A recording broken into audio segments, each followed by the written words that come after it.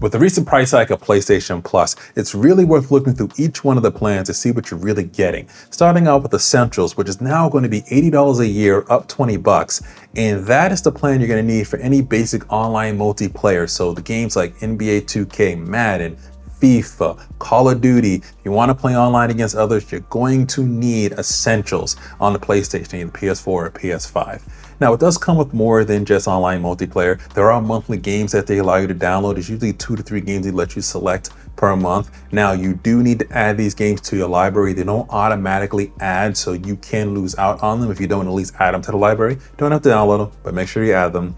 And there's also things like exclusive members deals, exclusive discounts. You do get cloud storage, you get game help. And there's another real cool feature called Share Play, which I'm gonna do a future video on. Basically, this allows you to kind of play PlayStation games remotely with another friend. It's a pretty interesting kind of cool feature. Now, if you wanna go up to the extra plan, which is now $135 a year, up 35 bucks, but about $55 more than the essential plan, this is going to give you the game catalog, which is close to what you get, similar to what you get with Xbox Game Pass. It's going to give you a library of games that they're going to kind of continue to add on to those games as they go along. It's not a PS4 and PS5 games, that's what they'll include in here with this. You'll also get Ubisoft Plus Classics included with this. So that's kind of where you're getting a nice little game library of games. And this could be pretty good if you're not really wanting to buy a lot of games, but you want to kind of play games and have something there to test and maybe try out, and then maybe buy it a little bit later if you want to. And because you're on the extra plan, which includes all the essential plans, you'll probably get a discount or something as well too. So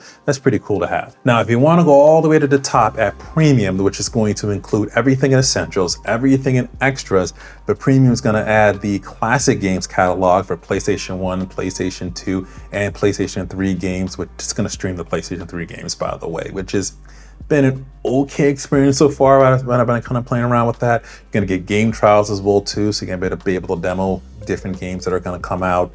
You're also going to get cloud streaming included in this as well too. So you're getting sort of the best of everything of PlayStation all in one thing for $160 a year, double the price of the essential plan. So you really want to make sure if you really are into Sony, you're into PlayStation, you want to have access to that entire library of games and ongoing access to those things, then yes, the premium plan is probably where you want to go, but it's going to be a pricey plan. And I plan to look into that a little bit deeper and do a video on it, which will be right here and replace this recommended video once I have all that set up, because I really think it's worth looking into, especially if they're charging at this price.